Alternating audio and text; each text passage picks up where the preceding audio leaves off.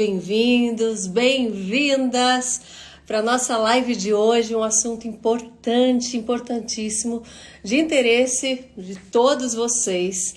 Vocês viram, né, a última live que eu fiz com Lamartine Pozzella, que além de pastor, um homem incrível, que tem grande sabedoria da palavra de Deus, ele também nos colocou a par sobre a guerra, né, Rússia e Ucrânia, o que tinha a ver, o que tem a ver com as passagens bíblicas, com as profecias. Mas hoje o nosso tema vai ser um pouco mais específico, é algo preocupante, né? Não estamos mais no início desse conflito, já se passaram 16 dias e esse conflito permanece com muitos mortos.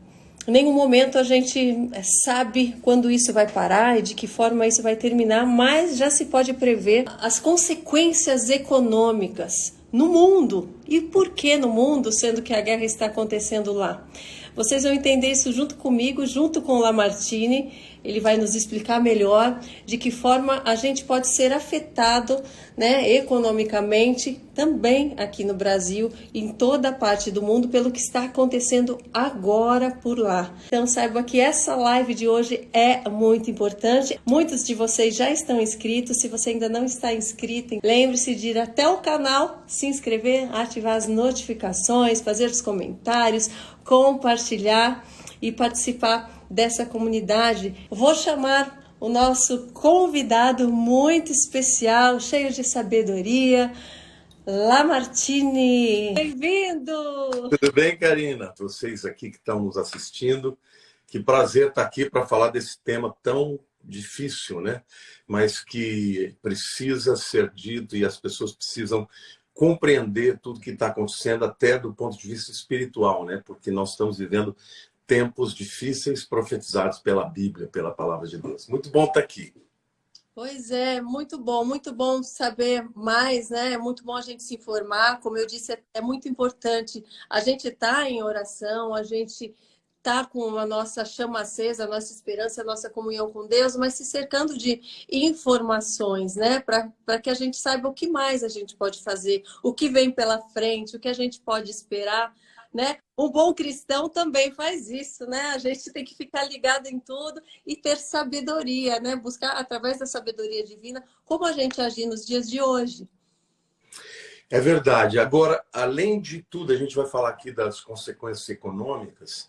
Eu queria logo de cara já dizer para vocês que, para mim, o fato de nós termos enfrentado uma pandemia, um problema pandêmico mesmo, vírus que matou gente no mundo inteiro, isso gerou um caos, gerou problemas no mundo inteiro. De repente, quando a pandemia está acabando, vem uma guerra.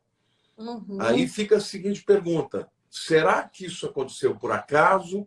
Ou será que pode haver uma intenção por trás de tudo isso para preparar o mundo para uma transformação, para algo que pode vir a acontecer dentro de algum tempo, né? Então, quero pedir para vocês que estão aqui, chamem as pessoas, usem esse aviãozinho aí para chamar a galera, porque a gente vai falar de coisas muito importantes aqui, não só da questão econômica, mas, na minha opinião, isso realmente está seguindo um viés, um planejamento de alguns líderes mundiais muito poderosos, né?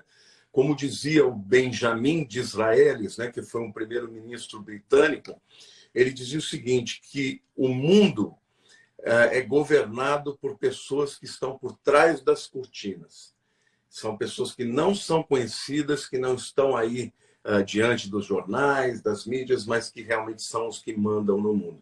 Então, aquilo que parece ser só uma guerra política ou uma guerra geopolítica entre Rússia e Ucrânia, entre o bloco oriental e o ocidente, pode ser algo planejado, porque onde existe caos, existe um clamor, e, na minha opinião, isso está caminhando aí para um futuro próximo, onde haverá um governo mundial. A gente vai falar sobre isso, e precisamos estar muito antenados, com certeza.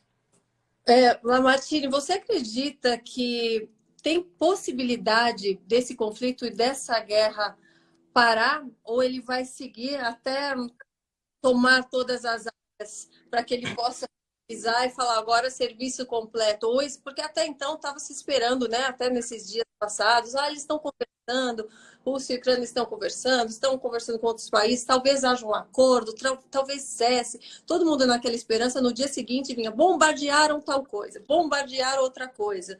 Então, existe alguma esperança e possibilidade disso cessar, dessa guerra cessar, sem que a Rússia tome tudo o que ela deseja? Então, Karina, isso é o que a gente espera, mas eu, sinceramente, eu não vejo que isso vai acontecer tão cedo. Por quê? Porque, de um lado, você tem um Vladimir Putin que ele não vai recuar. Ele já está sofrendo sanções econômicas, ele já está tendo uma série de grupos de oposição dentro do próprio país. Se ele recuar sem conquistar o que ele veio buscar, ele acaba politicamente. Então, eu não vejo o Putin abrindo mão, saindo desse conflito sem pelo menos conseguir, primeiro, uma promessa escrita, né, um acordo por parte da Ucrânia de que não vai entrar na OTAN e nem na comunidade europeia. Esse é o primeiro ponto. E o segundo ponto é ele conseguir pelo menos o reconhecimento das áreas dos separatistas, né? São separatistas ucranianos, mas que falam russo e que querem estar com a Rússia. Ele já declarou a independência deles e ele quer pelo menos essas três áreas de separatistas sendo reconhecidas como um território russo, como a Crimeia também, que ficaria mais ao sul, que já tomou, mas ainda não é reconhecida pelo governo ucraniano. E o presidente ucraniano, por sua vez, também não está demonstrando que está a fim de recuar, não.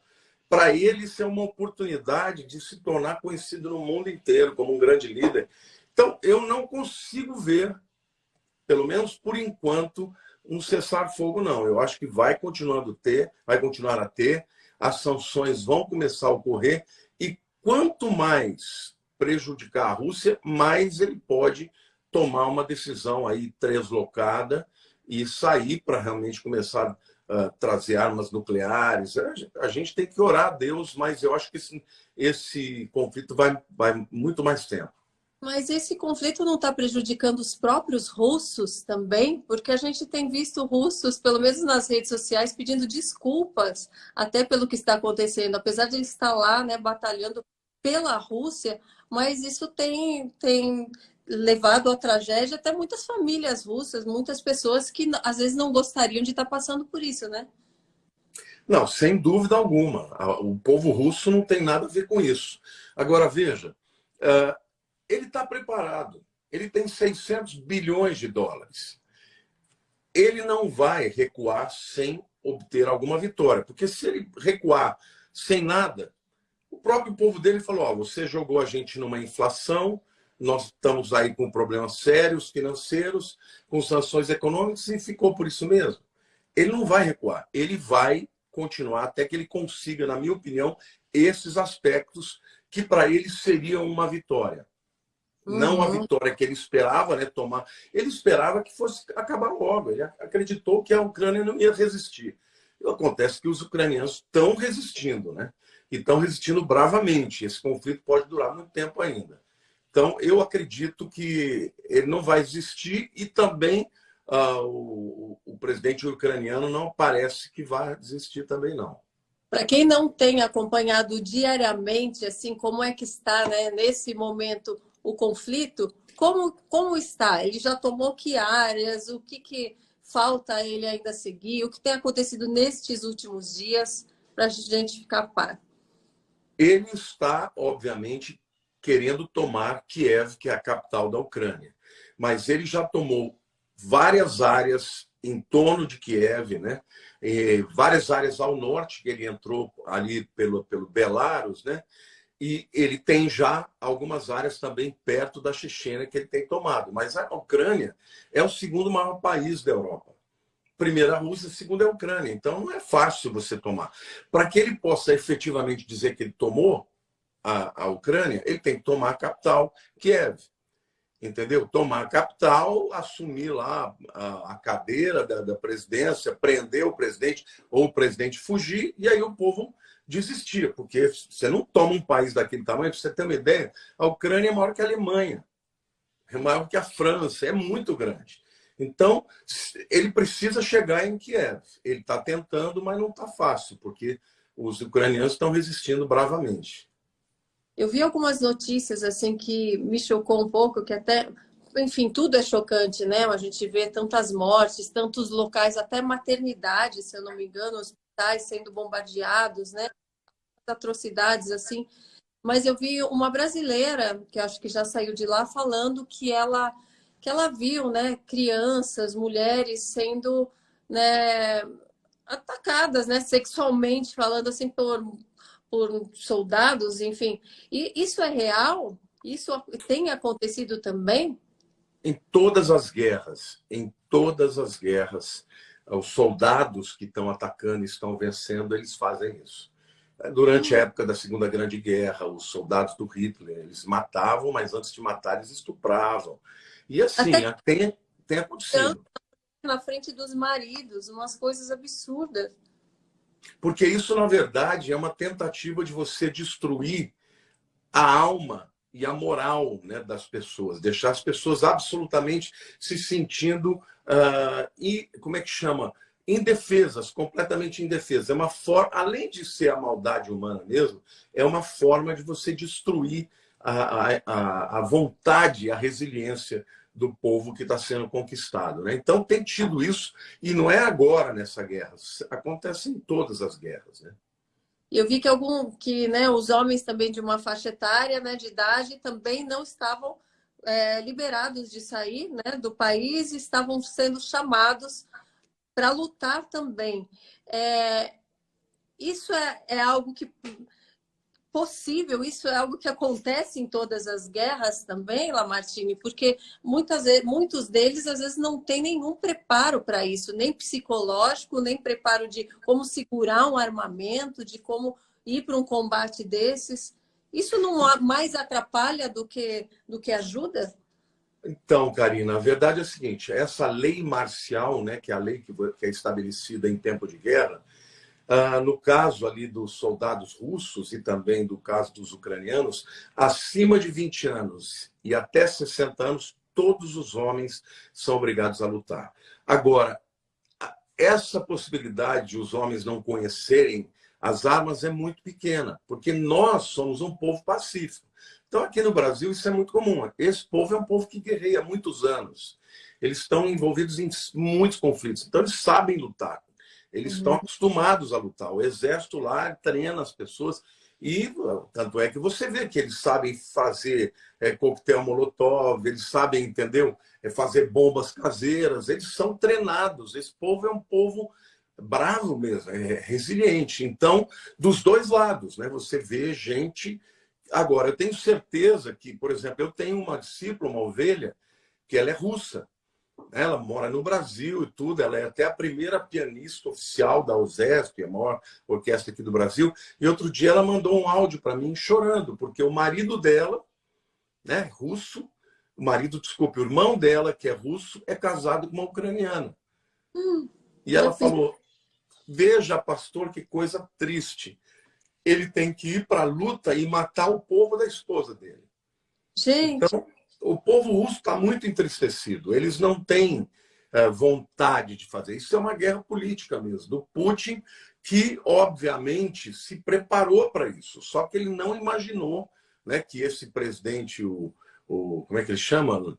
Lukashenko, um negócio assim, que ele estaria pronto para resistir desse jeito, porque ele era um humorista, né, um ator de circo e tal, que depois fazia nas suas novelas lá o papel de presidente da Ucrânia, e agora o camarada está se levantando como um líder e está realmente insuflando no coração do povo o desejo de lutar, de permanecer.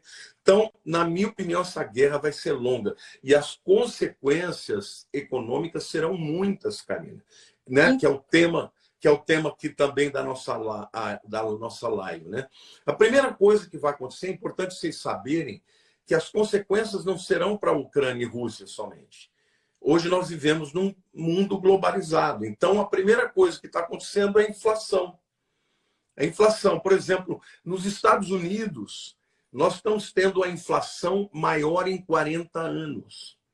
Em 40 anos, desde os anos 70, nunca houve uma inflação nos Estados Unidos chegando a quase 8%, tendo uma tendência muito maior. Por quê?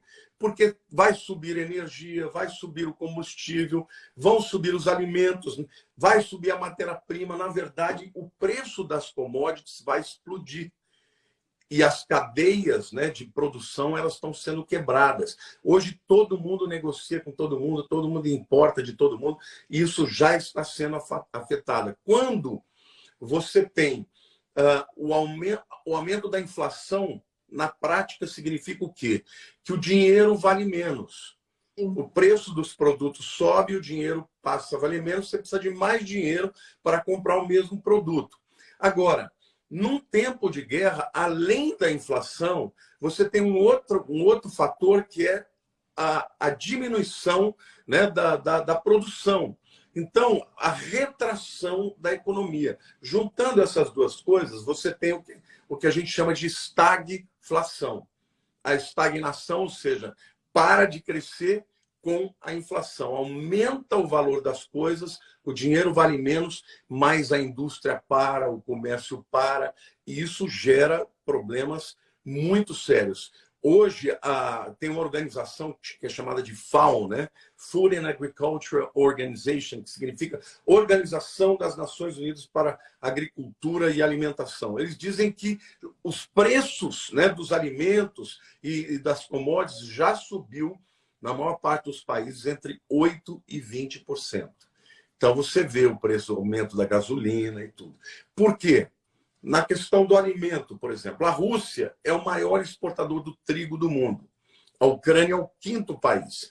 Juntos, os dois fornecem 19% de toda a oferta mundial de cevada, 14% de todo o trigo, 4% de milho. E se você pegar as exportações globais de cereais, nós temos 30% de toda a exportação do mundo nas mãos dessas duas nações, Rússia e Ucrânia. Então... Porque eles passarão a exportar em menor quantidade, porque está sendo várias partes, né, destruídas, ou eles apenas irão aumentar o preço para... Não, a primeira coisa que acontece é que as produções são perdidas, né? Então, tá lá o indivíduo aumentar o preço, supervalorizar, chega para a gente num valor bem mais alto e o restante que depende daquele produto também aumenta de valor, é isso, né? Exato. E tem uma outra coisa, a Rússia está recebendo sanções econômicas, ou seja, as nações que fazem parte da OTAN e que defendem a OTAN estão acabando com o comércio com eles. Então, por exemplo, a Rússia ela exportava gás para a Alemanha, para a Itália, para a França. Sim. Tinha acabado de construir, terminou em novembro do ano passado, um pipeline, né? Uma tubulação chamada de Nord Stream 2. Né? Ia inaugurar, não está mais inaugurada agora. O gás da Rússia que alimentava a Alemanha e esses países como França, Itália, não está chegando mais. Ora, então esses camaradas vão ter que comprar de outro lugar, vai encarecer. Sim. A mesma coisa, a produção que escoava de trigo, né, de milho, de cevada, que saía da Rússia e da Ucrânia, também não está saindo. Então, o preço dos alimentos começa a subir no mundo inteiro, porque o mundo inteiro importa, né, trigo, cevada, milho desses países. Então, a primeira consequência econômica é a inflação. E é um ciclo, né? Porque a partir do momento que tudo isso aumenta, as pessoas compram menos, se elas compram menos, daí o pessoal que está empregado acaba sendo mandado embora e há um desemprego e isso afeta o mundo inteiro. Então, isso é totalmente verdade. Hoje, numa guerra, assim, embora a gente esteja bem longe daquilo, a gente sabe que o mundo inteiro está sendo afetado, inclusive o Brasil, tá? Essa teia global, né, essa cadeia de suprimentos, ela é muito importante para que a economia global cresça. Então, o que nós vamos ter nos próximos anos, ninguém acha que está acontecendo agora, você não está vendo os efeitos agora, mas esses efeitos serão efeitos por anos. É um tempo em que o mundo inteiro, a economia do mundo inteiro começa a retrair. Quando a economia retrai, o que acontece? O dono do restaurante ele tem que mandar embora os funcionários dele. Por quê? Porque quando ele vai comprar o alimento está mais caro, às vezes não tem alimento. Então, quando ele manda embora, gera desemprego. O dono do comércio, ele começa a ter que subir o preço deles, dos seus produtos, por causa da inflação. As pessoas deixam de comprar, porque está ficando caro. Aí ele tem que mandar embora também os seus funcionários. Então, a chamada cadeia global de produção, ela atinge a todos.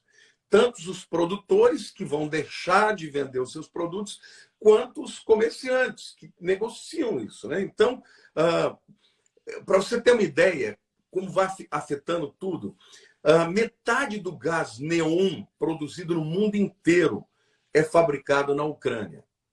E para que serve esse produto? Esse é o principal produto no insumo dos chips e dos semicondutores.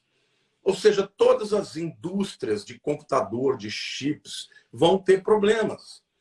Porque eles não vão ter um produto básico e o mais importante que tem. 50% de todo mundo é produzido na Ucrânia. Bom, se a Ucrânia não pode vender, os outros que detêm esse produto, o que eles vão fazer?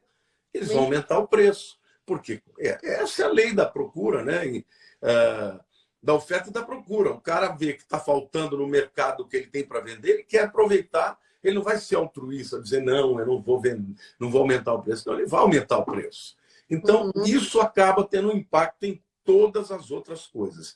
Então, a inflação é a primeira coisa, a estagnação da economia é a segunda consequência, e isso acaba também produzindo uma terceira consequência econômica, que são as modificações na política fiscal. Tá? As nações vão ter que diminuir os gastos, então os benefícios que eles dão para os países, para os mais pobres, vão ter que reduzir. Se você não reduzir em época de guerra, você tem que economizar. Por outro lado, eles vão, para tentar trazer o capital para dentro do país, eles vão aumentar os juros. Foi o que o Brasil fez a vida inteira. Quando ele queria, né, o dólar começava a subir demais, o que ele fazia? Ele aumentava os juros. Quando ele aumenta muito os juros, ele atrai o dólar de fora. O investidor que está especulando, vou investir lá no Brasil, porque o juro no Brasil é alto. Só que quando ele faz isso, os juros aumentam também para o pequeno comerciante que toma dinheiro emprestado, aí ele já não consegue tomar o dinheiro e ele deixa de fazer investimento de infraestrutura e aí, consequentemente, começa a gerar mais desemprego. Então, assim, a guerra, Karina, é algo terrível. E não é só para a Ucrânia e Rússia, é para o mundo inteiro. Agora, as sanções econômicas, né, que estão sendo feitas para a Rússia, isso também vai trazer um grande impacto na economia. Como eu falei, além de todas as commodities, como trigo, né, cevada, milho, o gás e muitas outras coisas que a Rússia acaba exportando, a Rússia ela está sendo proibida, e quando fala Rússia, não é só a Rússia, não é só o governo da Rússia, mas são os grandes empresários, né, da Rússia. Eles estão sendo proibidos de usar o chamado SWIFT. SWIFT é o meio através do qual hoje se faz uma transferência financeira de um país para o outro. Então, até mesmo os bilionários russos estão sendo proibidos. Por exemplo, o Chelsea, que é um time de futebol lá na Inglaterra, que até ganhou o campeonato mundial esse ano, que passou agora. Ele é da propriedade de um russo chamado Abramovich. Esse cara, só por ser russo e amigo do Putin, ele não pode pagar os salários dos jogadores do Chelsea. Então, isso tudo vai fazer com que esses bilionários, por exemplo, eles todos têm dinheiro fora dos seus países, na Suíça, em outros paraísos fiscais. Sabe o que está acontecendo? Eles não podem movimentar. Então, isso vai gerar uma crise interna dentro da própria Rússia, o que pode gerar um problema muito sério em pouco tempo já. Agora, tem um outro detalhe que está acontecendo, que eu quero dizer para vocês, que é muito, mas muito importante, que é o fato de que o dólar, que é a moeda padrão em todas as negociações no mundo inteiro, já está sendo questionada para ser a moeda basilar do sistema financeiro, né? Se o dólar deixar de se tornar isso, os Estados Unidos vão ter um problema muito, mas muito sério em pouco tempo, o que, na minha opinião, vai levar a uma mudança da moeda, do dólar, por exemplo, para a moeda chinesa, ou o que eu acredito que vai de fato acontecer é a escolha de uma nova moeda que seja digital e que vai ser a precursora de uma moeda mundial, que é algo que eu estou afirmando já há muito tempo que vai acontecer. O término do papel moeda e o início de uma moeda única, digital. E isso, na verdade, está caminhando. Por isso que eu quero que vocês que estão ouvindo e que se já viram os meus vídeos, entendam uma coisa. O Klaus Schwab, que é o presidente do Fórum Econômico Mundial, um alemão muito poderoso, ele diz que até o ano 30 vai acontecer um reset econômico no mundo. E esse reset econômico no mundo é para acabar com as diferenças entre nações pobres e ricas, para acabar com os problemas de câmbio das moedas fortes com as moedas fracas. E para que isso aconteça, tinha que haver um caos econômico. Por isso que, Karina, eu acho que tem muito mais por detrás dessa guerra do que simplesmente a vontade do Putin de ser um tirano, de ser um conquistador.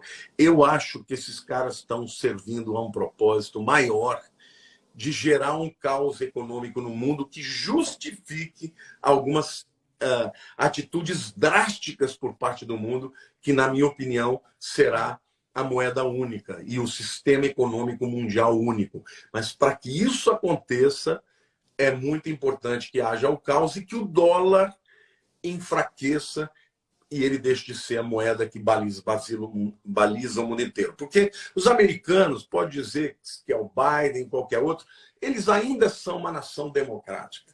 Então, dificilmente os americanos estando numa posição de força, esse sistema mundial vai prevalecer. Então, é necessário também enfraquecer a economia americana, o que está acontecendo de uma forma extraordinária também. Mas então essas pessoas que estariam, né, por trás de tudo isso, não seriam os americanos? Se vai enfraquecer a própria moeda ou sim, eles já saberiam que isso iria acontecer para algo maior, por um motivo maior? Eu vou dar um exemplo para você, o Jorge Soros. O Jorge Soros, que é um dos maiores bilionários, que sempre investir em bolsa e tal, ele não está nem aí se o dólar acabar, se os americanos... Por quê? Porque ele lucra de todo jeito. E Sim. Esses players, na verdade, não são americanos, eles são de diversas nações. Mas, para mim, quando eu olho para as escrituras, quando eu olho para a Bíblia, eu percebo que o império do anticristo surgirá na Europa. E tem um detalhe aqui, que é uma coisa muito interessante. Eu estou preparando um curso que eu vou lançar, que fala exatamente disso. Da onde virá o império do anticristo? Né? Quem é o anticristo? Quando ele vai se manifestar? Onde ele surgirá? Lá no livro de Apocalipse, havia uma cidade chamada Pérgamo. Essa cidade Pérgamo era uma cidade muito importante para o Império Romano, mas ela também era um centro de adoração de diversas entidades, como, por exemplo, a deusa da guerra, Atenas. Mas lá tinha também a adoração do deus Zeus, né, que é o chefe do panteão dos deuses do Olimpo, lá na Grécia. O livro de Apocalipse diz que lá em Pérgamo é o lugar onde habita Satanás, onde está o trono de Satanás. E é interessante, porque muitos anos atrás eu fui para 7 igrejas na Turquia. Quando eu cheguei em Pérgamo, eu senti um ataque espiritual enorme. Mas o que aconteceu? no ano de 1910, a Alemanha começou um projeto de tirar da cidade de Pérgamo todo o complexo do trono de Satanás, que na verdade era o trono de Zeus. Então, o que eles fizeram? Eles levaram intacto para um museu na cidade de Berlim este trono inteiro, juntamente com a porta de estar, que era uma porta da entrada da Babilônia, né? Que Gente. também é considerada uma das portas do inferno, que Jesus falou, né? As portas do inferno não prevalecerão contra a tua igreja. Então, o que acontece?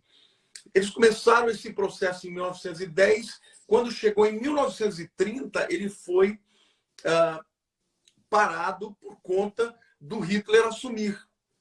Só que o Hitler, ele lá em Berlim, ele tinha uma praça onde ele recebia o povo, as tropas, para ele fazer discursos, né, como se fosse um messias, nesse mesmo lugar. E essa praça, esse lugar, hoje está lá o chamado Museu de Berlim de Pérgamo. Então, com o trono, com tudo ali.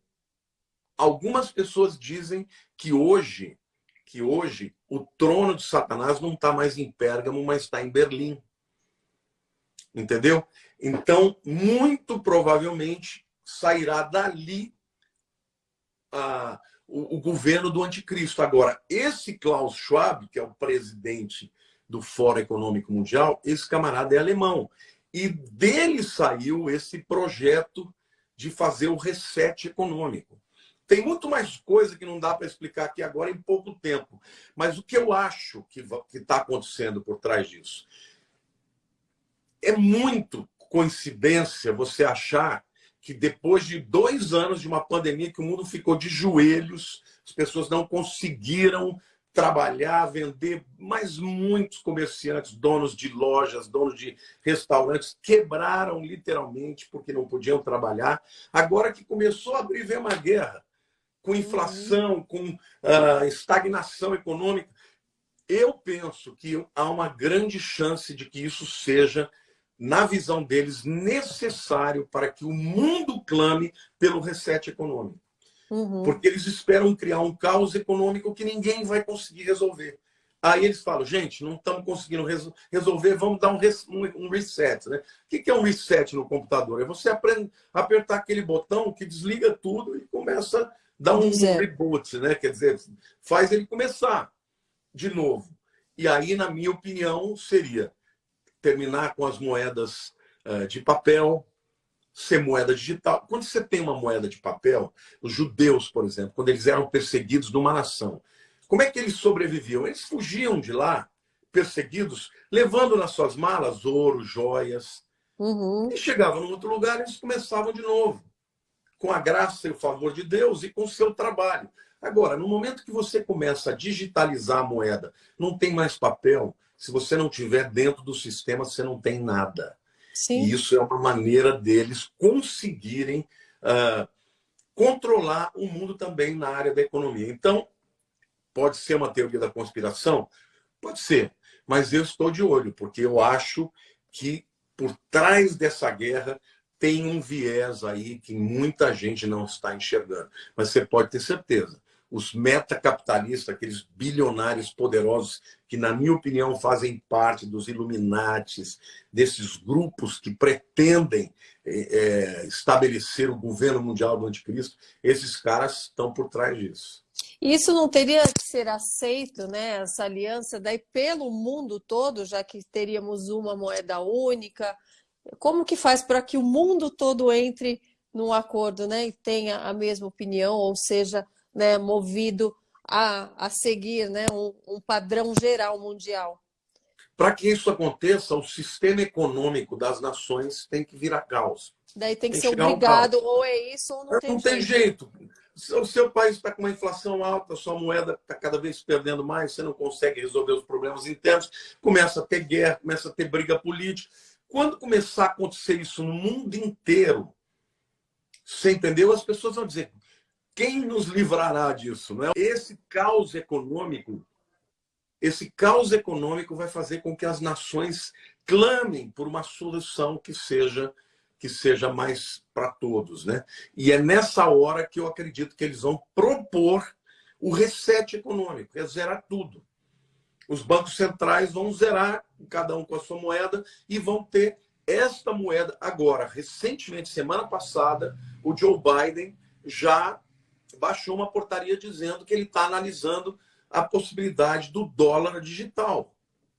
Eu vi até na capa de uma revista americana de economia, se eu não me engano, falando sobre isso. Então, por quê? Porque ele diz, olha, com a moeda digital, você começa a ter economia, por exemplo, nas transações econômicas, as taxas vão ser muito menores, as taxas bancárias, vai ser tudo mais fácil, vai ter menos custo nas transações e, portanto, vai ficar mais lucro. Isso tudo é balela, isso tudo é um início que vai tornar, né, as moedas obsoletas e, de repente, os caras falam, ó, pronto, está todo mundo usando já a moeda digital, a partir de agora nós vamos ter uma moeda única. Então, Karina, é muito claro que você vê na Europa, por exemplo. O próprio nome Europa, quem é Europa? Europa é uma figura mitológica, né, da mitologia grega, uma mulher linda, uma virgem, e Zeus, o deus do Olimpo, ele viu aquela mulher, se apaixonou por ela, ele se transforma num touro branco, muito lindo, e quando ele chega perto dela, ela fica encantada com o touro, e ela sobe naquele touro, e ele a leva, né, para um lugar assim, secluded, né, um lugar separado, e ali ele copula com ela. Ou seja, a Europa, se você pegar os símbolos da Europa, é uma mulher em cima de um touro. E o livro de Apocalipse diz, lá no livro de Apocalipse, da besta e da mulher montada sobre uma besta. Sim. Se você pegar, por exemplo, Estrasburgo, que é uma cidade muito linda na França, onde está a sede do Parlamento Europeu, eu já estive lá. A sede do Parlamento Europeu, que custou bilhões de euros para ser construída, ela é uma figura da Torre de Babel. E eles mesmos, os próprios guias, falam, essa aqui é a nossa Torre de Babel, porque esse é o nosso lema. Muitas línguas, um só povo. É exatamente o que aconteceu em Babel. E quem é Babel? A Babilônia é a mãe das falsas religiões. Então, eu não tenho dúvida de que o império do anticristo virá da Europa. E não é impossível que o sistema que vai controlar o mundo, que é esse chamado reset econômico, saia da Alemanha, já que Berlim, né? Já que Berlim é a cidade onde o trono de Satanás está agora.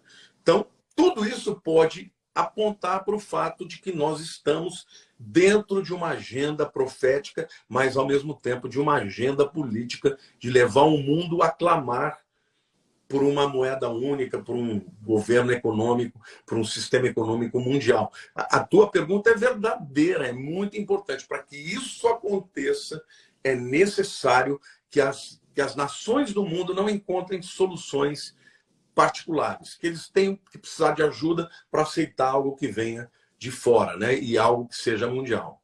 Eu acho que interessante, né, para quem não tem acesso, né, às escrituras e até as tuas explicações, porque a pessoa pode falar, mas o que tem de mais? Então, se eles vierem com uma moeda única e vierem em nome de paz e acabarem, né, com os conflitos, o que tem de mal com isso? O que é de mal? Então, quais são os reais interesses, né? Eu gostaria que você falasse aqui, para quem não viu ainda as tuas lives, tuas explicações. Gente, acessem o canal do YouTube do Lamartine, acessem as redes sociais todas, Lamartine Pozella, porque ele todo dia tem um conteúdo muito edificante sobre fé, sobre oração, mas sobre assuntos da atualidade que são importantes para nós.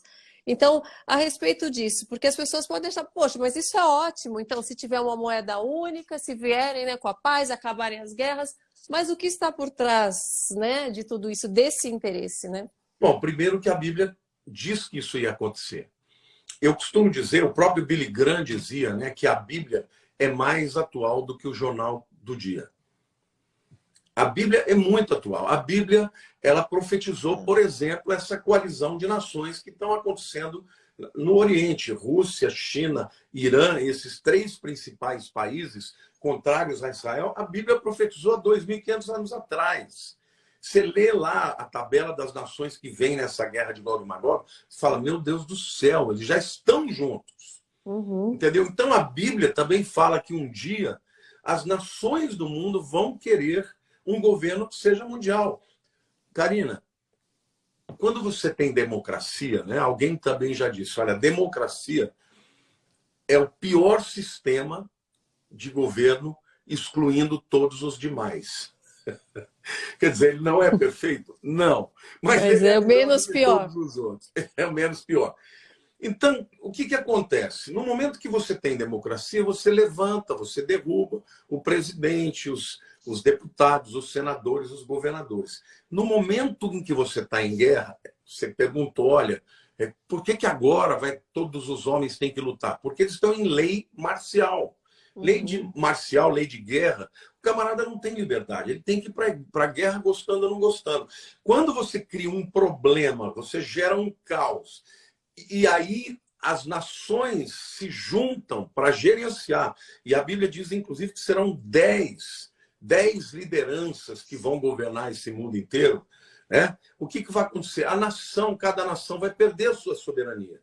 Então, o Brasil não vai mais decidir que ele vai fazer. Quem vai decidir são essas 10 nações, Sim. que vão dividir o mundo inteiro, né, por regiões, para que as decisões que são marciais tomadas por esse governo maior sejam espalhadas por todas as nações. E, com isso, você vai cada vez mais colocando o poder absoluto na mão de poucos.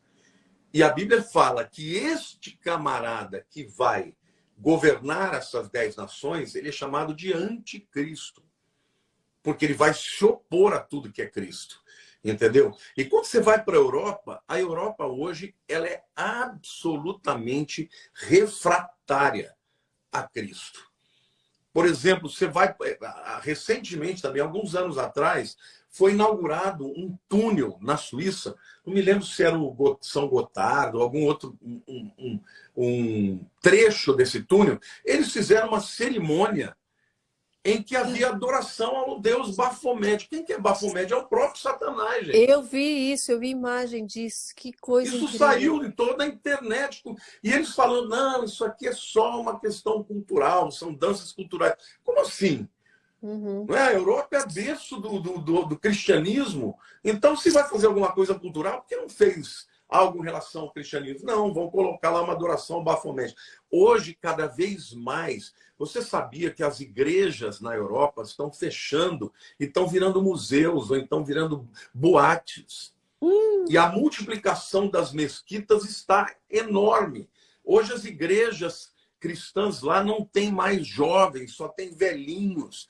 Então, o continente europeu está cada vez mais apostatando da fé. Não, existe uma infinidade de bruxos e de mágicos e de pessoas do ocultismo na Alemanha, na Inglaterra, na França. Você vê claramente o poder do anticristo tomando corpo.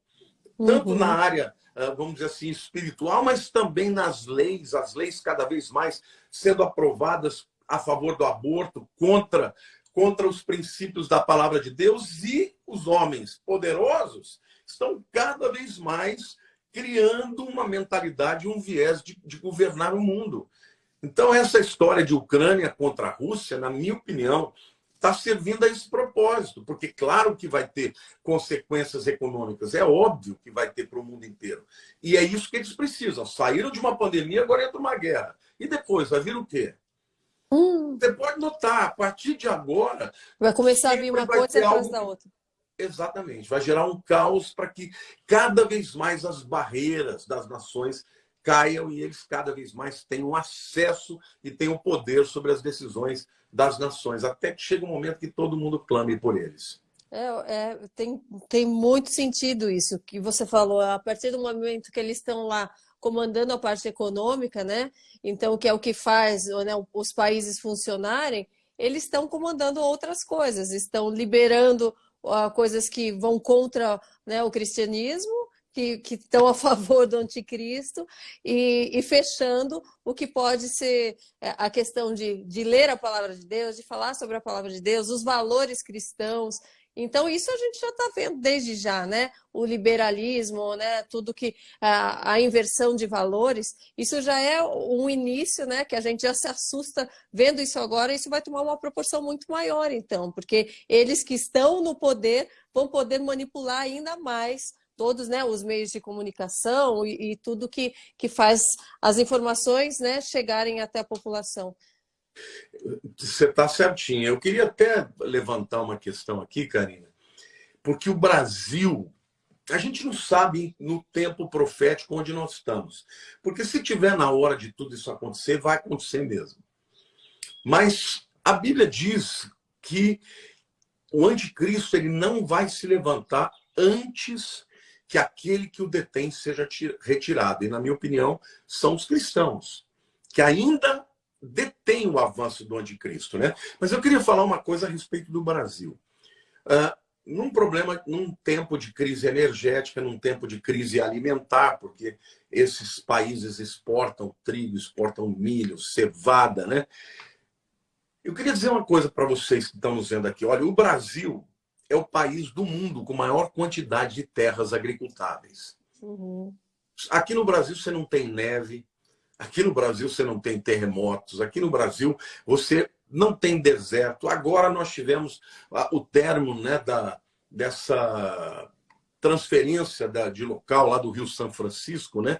E isso vai permitir que em pouco tempo a gente comece a ter muita agricultura, muita irrigação no Nordeste. Então, as terras do Nordeste vão começar a produzir alimentos, vai aumentar de maneira absurda, né, a capacidade do Brasil de produzir grãos. O Brasil já é o maior celeiro do mundo.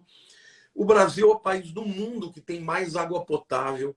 Eu não estou nem falando aos rios, Rio Amazonas, não, estou falando de baixo mesmo. Os aquíferos que estão debaixo do Brasil têm água para o mundo, para mais de 200 anos.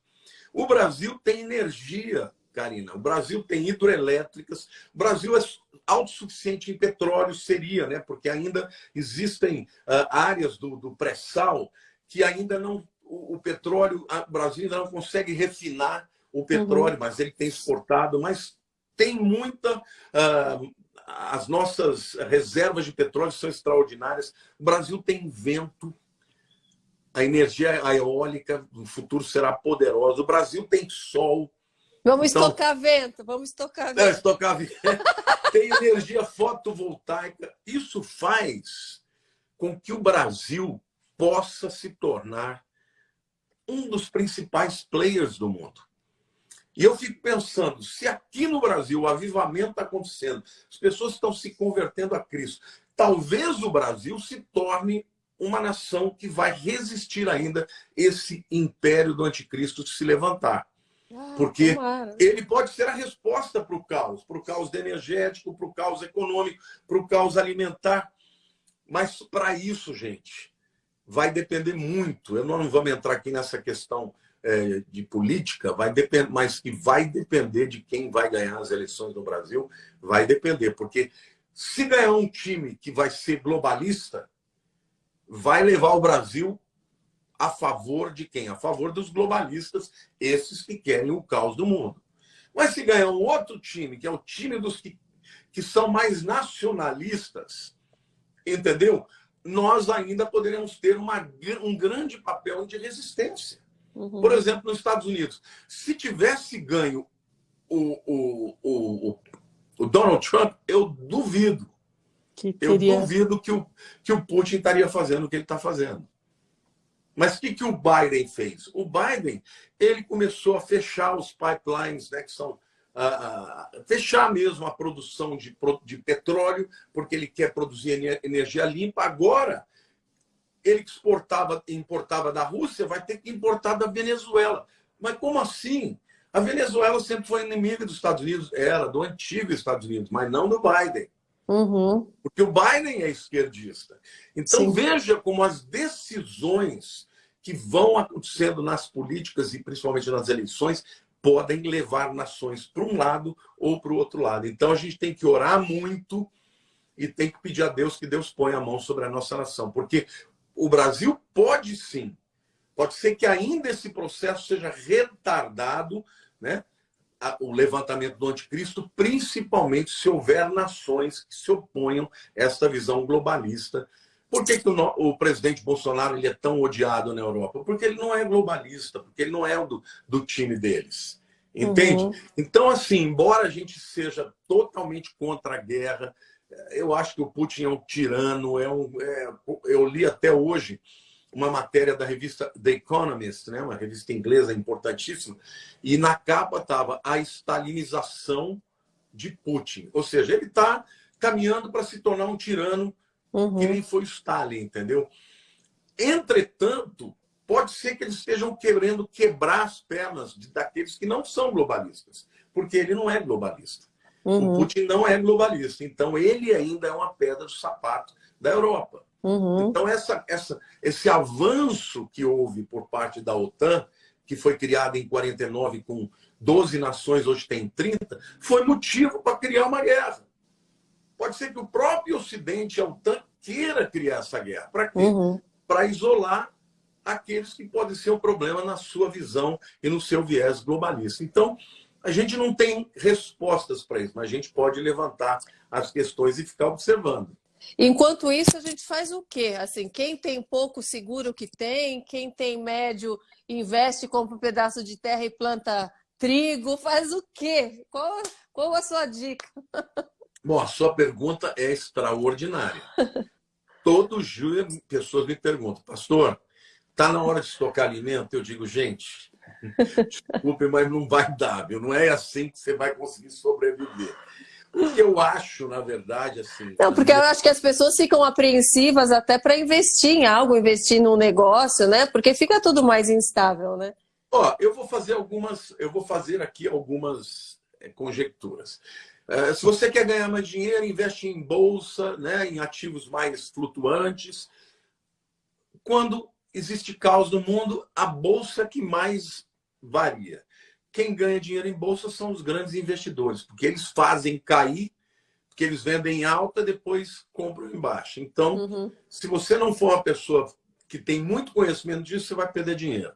Se você investir em dólar, o dólar está perdendo dinheiro também. Ah, não, então vou investir em imóveis. Tudo bem, por exemplo, no Brasil, o imóvel está subindo o valor. Mas o que pode acontecer? Se vem uma intervenção mundial, você tem um imóvel e, de repente, eles dizem que não é mais teu. Sim. Então, eu acho que a gente tem que fazer a nossa vida, temos que continuar vivendo, orando, trabalhando, investindo, sabendo que quando for acontecer, Karina, não tem o que se fazer. Quando tiver que acontecer esse grande reset, não é? E eles pretendem que isso aconteça até o ano 2030. Então, nós estamos há 8 anos. Eu creio que essa década que nós estamos vivendo é que as coisas vão estar acontecendo. Eu espero e creio muito que a igreja vai ser arrebatada antes que esse governo mundial chegue. Se você que está me vendo quer saber sobre o arrebatamento que é, entre no canal do YouTube Lamartine Pozzella, né? Pozzella é com S e 2 L's A. Eu tenho muitos vídeos que falam sobre isso. A igreja que hoje resiste ao avanço do espírito do anticristo, quando ela for retirada, aí ele vem com tudo mesmo. Agora, se eventualmente tivermos que estar por aqui, a única coisa que a gente vai poder fazer é fugir. Porque nessa época vai ser criado um sistema de controle com uma marca, né, que vai ser introjetada dentro subcutaneamente, tanto na pele quanto na testa, né? Eu entendo isso ser o chip.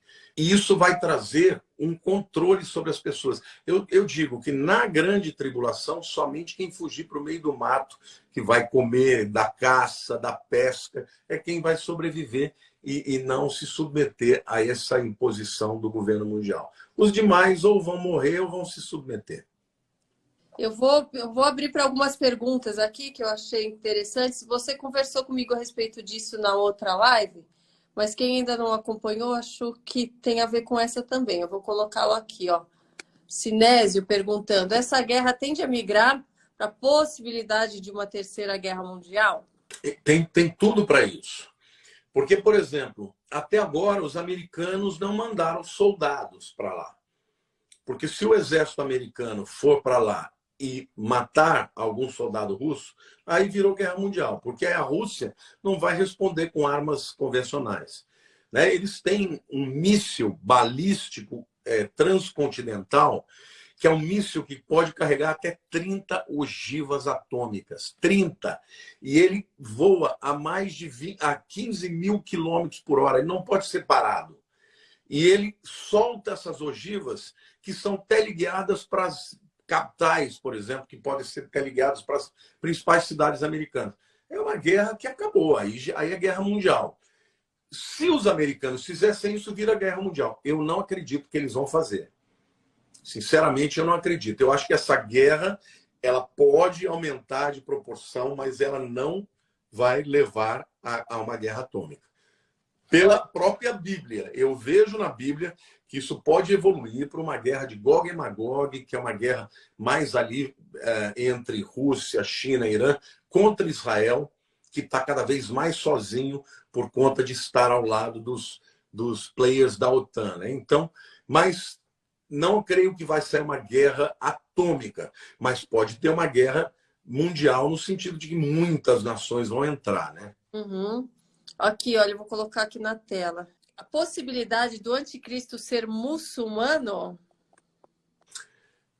Olha, eu já até fiz alguns estudos a respeito disso, Karina, mas eu tendo a acreditar que não vai ser assim, não. Eu já até cheguei a acreditar nisso, fiz alguns estudos, mas aquilo que eu te falei, quando você olha para a Bíblia e você percebe que o trono de Satanás estava na cidade de Pérgamo e foi transferido para a Alemanha, na cidade de Berlim, eu acredito que o centro do anticristo será na Europa e muito provavelmente ali na Alemanha. E se você pensar, né, que os dois países mais poderosos ali da comunidade europeia, que é a Alemanha e França, você tem os principais negociadores desse projeto do reset econômico, da agenda da ONU 2030, eu acho que vem dali mesmo e não vai ser um radical religioso, eu acho que vai ser um democrata, entre aspas, né, que vai propor um acordo de paz para o mundo inteiro. Eu acho que vai assim que... Acho não, tenho certeza que é assim que começa. A palavra de Deus diz que a grande tribulação começa com um acordo de paz e vai ser proposto a partir da comunidade europeia. E veja, onde que está a sede do Parlamento Europeu? Está em Estrasburgo, na França. Então, na minha opinião, é ali, Alemanha e França, ali que vai estar o império do anticristo, que vai promover a paz e esse controle do governo mundial. Qual seria a ordem aqui? A Dutra está perguntando. A Bíblia diz que seria o quê? Primeiro o arrebatamento, depois a moeda, depois 7 anos de falsa paz, o anticristo. Que ordem que seria isso? Ela está perguntando. A excelente pergunta. Como é que ela chama? Dutra R. Não sei se é homem ou mulher aqui, não estou Tá. ver a foto. A pergunta é excelente. A moeda única pode vir antes. Assim como o sistema da marca da besta também pode começar a ser implantado antes, mas não de maneira compulsória. Por exemplo, o Elon Musk já está fazendo estudos de implantação do chip no cérebro humano. Já existem muitas nações, a Suécia já está chipando pessoas voluntárias. Já tem milhares de pessoas na Suécia que tem chip dentro do cérebro, na mão direita, inclusive. E para quê? Para você nunca vai ser raptada, o seu chip vai dizer a sua localização. Se você tiver uma enfermidade, vai lá com um leitor óptico e descobre qual é o seu tipo sanguíneo, que tipo de doença você tem, ele é diabético. Então, você entendeu? Tem muitos benefícios que eles estão dizendo. E já existe isso já em muitas nações, e já existem empresas na Itália e em outros países que já estão usando, mas não é compulsório. A gente, né, às vezes acha que, nossa, mas vai cortar, colocar um chip dentro do cérebro, ninguém vai querer. Mas eu acho que eles estão tão evoluídos que daqui a pouco é uma coisinha tão minúscula que você não vai nem perceber, já colocou, né? Não, é um nano robô Ele entra como se fosse uma agulha mesmo. Uhum. Coloca dentro da pessoa na corrente sanguínea, não vai nem ter corte. É só Nossa. uma agulhadinha e pronto. Então, essas coisas todas já estão sendo preparadas. A internet 5G, sabe, aumentando demais a capacidade de transferência de dados, né, através da internet. Isso tudo pode acontecer antes do arrebatamento.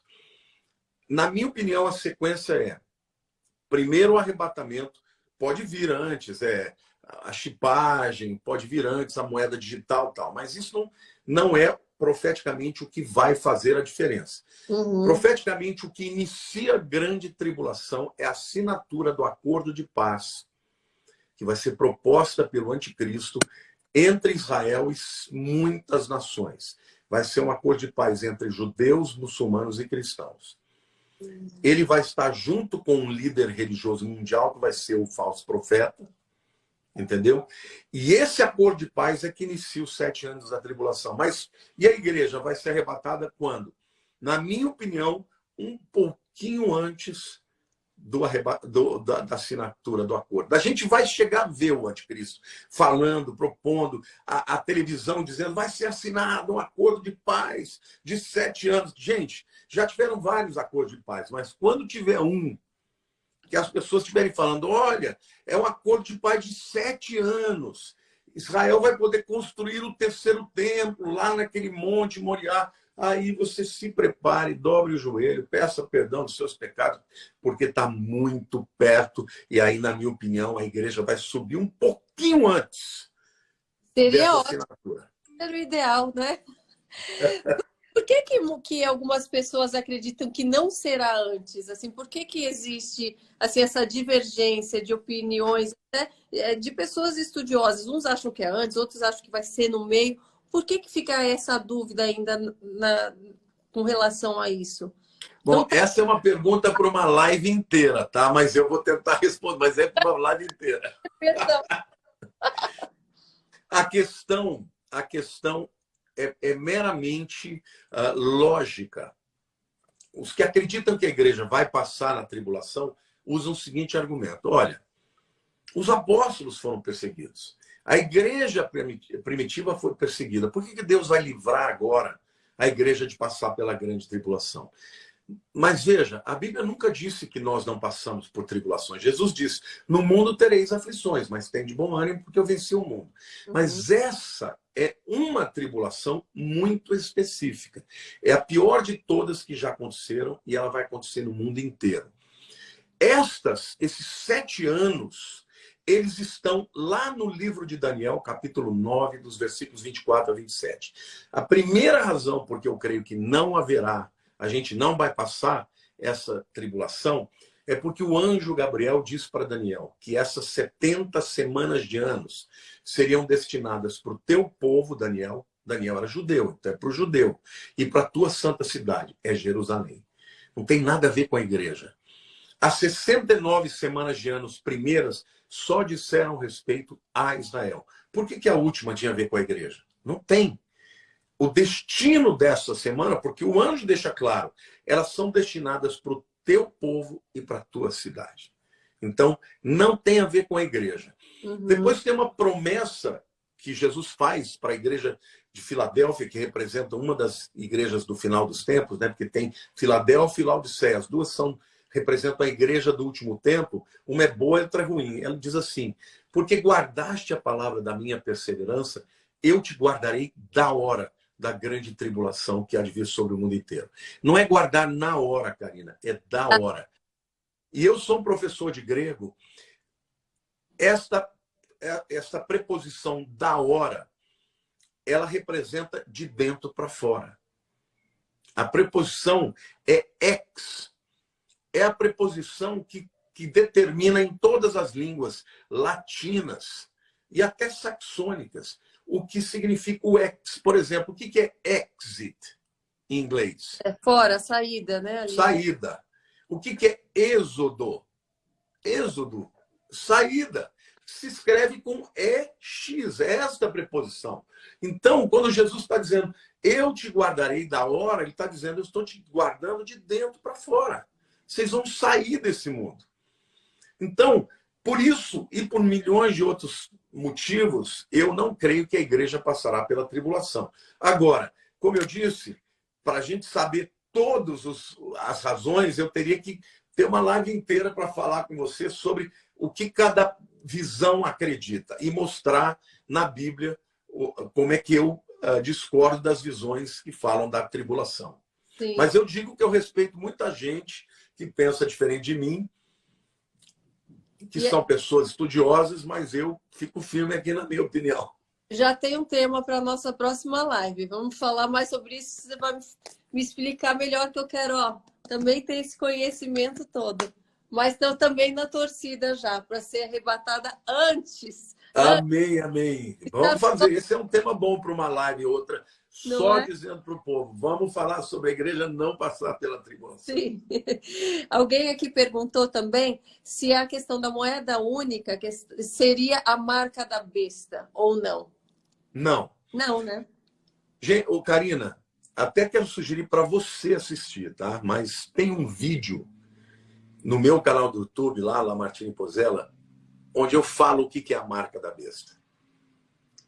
Assim, eu vou dar um exemplo para vocês, porque o texto de Apocalipse fala que a marca da besta, quem tem sabedoria, calcule a marca e o número. E o seu número é 666. Agora, detalhe, a língua hebraica, ainda hoje, usa as letras para números. Claro que hoje o Israel moderno também usa os números que nós usamos. Mas naquele tempo em que João escreveu, não tinha número. O número 1 era a letra Aleph, que é a primeira letra do alfabeto hebraico. O número 2 era Beit, 3 era Gimel, 4 era Dalet, 5 é Re, número 6 é a letra Vav. A letra Vav, ela é transliterada para a nossa língua como W. Por exemplo, o nome de Deus. Nome... Esse vídeo do www. Yud, Rei, Vav, Rei. O W é o número 6. Então, o que é o 666? www. O que é o www? Vamos dizer assim, é o símbolo da internet no mundo. Então, para mim, a marca da besta será o controle mundial através da internet. E por que 666? Porque Vav, Vav, Vav é 666. E Vav, Vav, Vav é traduzido por www. Vão lá no meu canal do YouTube, procura a marca da besta e o 666. Vocês vão ver, vocês vão ficar impressionados. Não tem aquilo sobre aceitar ou não a marca da besta e fala que ninguém vai poder recusar a marca da besta, né? Quando chegar a hora. Porque está todo mundo realmente à mercê da internet, né? Ninguém vai poder viver sem a internet. E quando chegar a hora, ou você entra no sistema ou você não existe. Entendeu? Você não vai ter... Suas propriedades vão ser tudo digitalizados, os documentos. Se você não estiver lá, você não tem mais nada. Dinheiro só vai ser digital. Agora, quando chegar o governo mundial, para você participar, ter os acessos e a utilização da internet... Qual que vai ser o código que vai ter? Vai ser esse chip dentro de você. Você entendeu? É isso que vai acontecer. Hoje está cada vez mais assim. Hoje você vai entrar num país, você já não precisa mais de um... Já existe uma câmera que faz uma leitura sua. Sim. Então, cada vez mais, essas coisas estão ficando digitalizadas e um dia as pessoas terão a digitalização dentro de si mesmas. E olha... O Klaus Schwab, que é o presidente do Fórum Econômico Mundial, ele falou com todas as letras, Karina. Todas as letras. Ele falou, todas as outras revoluções que aconteceram eram fora das pessoas. A quarta revolução vai ser dentro das pessoas. Ele falou, nas outras revoluções, isso está na internet, está no YouTube. Quem ouve inglês entende, procura. Tem alguns até que estão legendados. Ele diz, nas outras revoluções, a gente mudava as coisas. Agora, a mudança vai ser em nós. E ele fala literalmente desses chips alterando até os DNAs das pessoas. Então, vejam como isso é uma coisa séria que está sendo preparada dentro dessa visão do reset econômico. E dentro desse reset econômico, a internet será o instrumento através do qual o sistema do 666 vai ser estabelecido no mundo. Tem uma seguidora aqui que falou, que eu acho que é bacana para a gente finalizar. Ela falou, olha, todo esse assunto e todos os noticiários estão me deixando muito ansiosa. Né? O que eu posso fazer? Eu acho que a gente pode finalizar realmente com essa mensagem de fé, né? Essa mensagem da gente permanecer, né, centrados diante de todos esses acontecimentos, focados no que realmente importa, né? Cientes do que está acontecendo, mas focados, né, em Cristo, fortalecendo a nossa fé, para que a gente não entre no colapso junto com o mundo, né? Olha, minha palavra para você que fez essa pergunta, mas certamente é o sentimento de muita gente, é você se lembrar que Deus está no trono. Tudo isso está acontecendo porque ele não só permite, mas ele profetizou que isso aconteceria. Só que a mesma Bíblia que conta que isso tudo vai acontecer, conta que a igreja vai ser vencedora. A igreja vai ser arrebatada e que Cristo, no meio desse caos que vai acontecer no mundo, virá para governar as nações como rei das nações, como rei dos reis, como senhor dos senhores, como aquele que governa o universo e ninguém vai poder impedi-lo. Isso tudo está acontecendo, nós estamos no meio desse tempo. Em alguns momentos, eu confesso que eu fico também estupefato, mas aí eu me lembro que a Bíblia contou que isso vai acontecer. E nós que sabemos que isso vai acontecer, sabemos o fim da história. É como uma novela. Você está assistindo a novela, você sabe que no final vai dar tudo certo. Só que a novela, hoje em dia, tem novela que dá errado. Mas na Bíblia, não. Na Bíblia, Deus está nos garantindo que aquele que se entrega a ele vai ser mais do que vencedor. Então, entrega a tua vida. Se você ainda não entregou a vida para Cristo, entregue. E conheça a palavra de Deus. Busque a palavra de Deus, porque você vai ter esperança. Jesus disse, olha, quando vocês virem essas coisas todas acontecendo, não fiquem desesperados. Levantem a vossa cabeça e exultai, porque grande será o vosso galardão e a vossa redenção está próxima. Então, eu creio que nós somos essa geração que vai passar por todas essas coisas, mas no final tudo vai dar certo e Jesus vem vencedor e ele certamente trará consigo na sua vinda para governar o mundo, trará a sua igreja, que somos nós que cremos nele sem ver, mas pela fé nos tornamos participantes, né, desse arrebatamento que, na minha opinião, está muito próximo. Amém, amém. E para a gente, né, que já entregou a vida a Deus, se você já entregou sua vida a Deus, já reconhece Cristo como Salvador, continue orando, que a gente continue orando e clamando por aqueles que ainda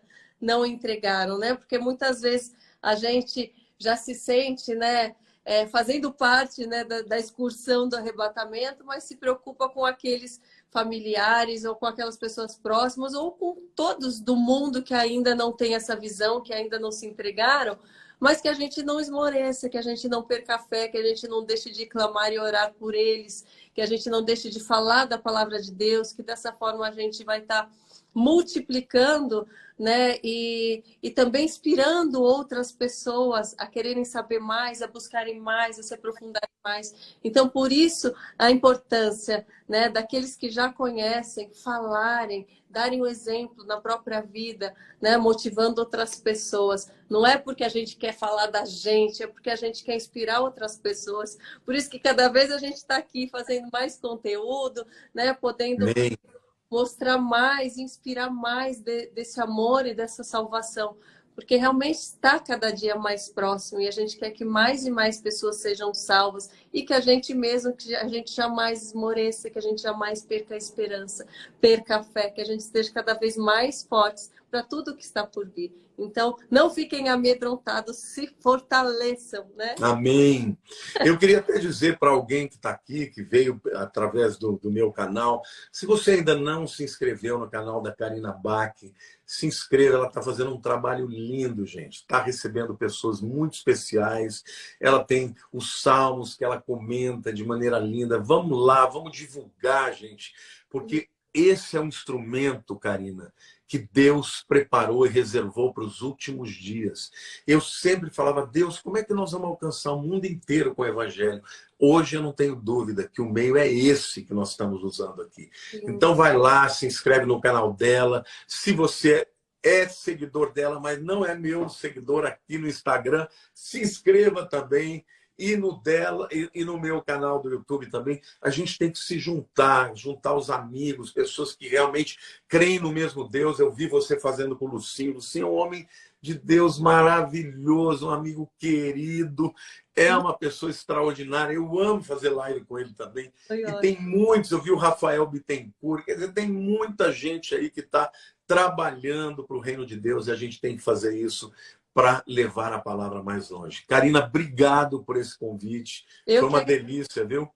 E quero mandar um beijo para todo mundo. Obrigada. E eu quero convidá-los também para, se vocês não viram, né, a minha entrevista no podcast do Lamartine, assista. Quem não viu ele no Positivamente Podcast, também assista, porque é um momento ali muito bacana, onde a gente compartilha do nosso lado pessoal também, do nosso encontro com Deus. Foi maravilhoso. Maravilhosas, né? Da nossa vida com Cristo mesmo.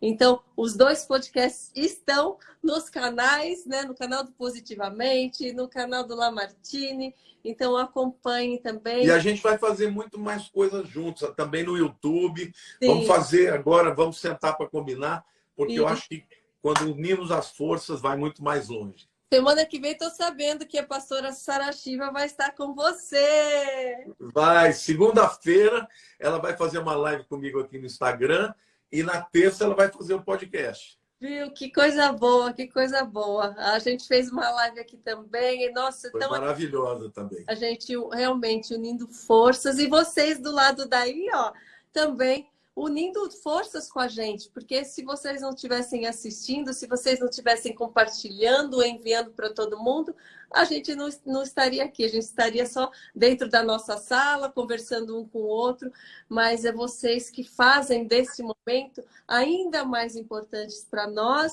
e ainda mais importantes para o reino de Deus mesmo. A gente se sente útil porque vocês estão abrindo o coração, vocês estão dando espaço para nós. Então, muito, muito obrigada a todos. Amém, amém. Gente, olha, um beijo para todos. Beijo, Karina. Um beijo, um beijo. Que Deus continue abençoando grandemente sua vida, Lamartine. Amém, a sua também. Obrigada por me receber. Eu falo tão pouco tempo de estrada, assim, de conversão, e ser recebida, ser ouvida, ter esse espaço, assim, com uma pessoa que eu admiro tanto, que tem tanta sabedoria, me deixa muito honrada. Que receba Amém. Toda a minha gratidão, viu?